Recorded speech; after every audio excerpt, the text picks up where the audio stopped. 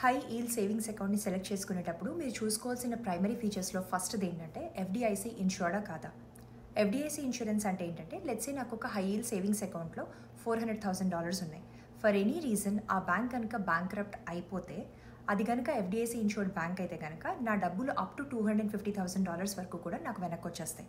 Second thing ఏంటంటే how long has the bank been around అంటే లేటెస్ట్గా ఒక 5 years 10 years కాకుండా ఒక గుడ్ అమౌంట్ ఆఫ్ టైం నుంచి ఆ బ్యాంక్ కనుక ఉండి దానికి మంచి కస్టమర్ రివ్యూస్ అండ్ మంచి కస్టమర్ సపోర్ట్ కనుక ఉంటే అలాంటి బ్యాంక్స్ నుంచి ఉన్న హై ఈల్డ్ సేవింగ్స్ అకౌంట్ని సెలెక్ట్ చేసుకోవడం అనేది బెటర్ ఆప్షన్.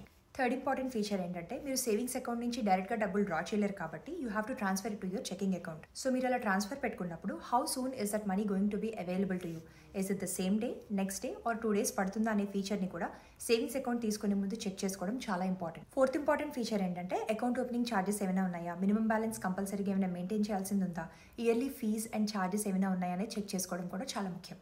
ఈ 4 కూడా ప్రైమరీ ఫీచర్స్ అంటే ఒక high yield savings account open చేసుకునేటప్పుడు కంపల్సరీగా చూసుకోవాల్సిన ఫ్యాక్టర్స్.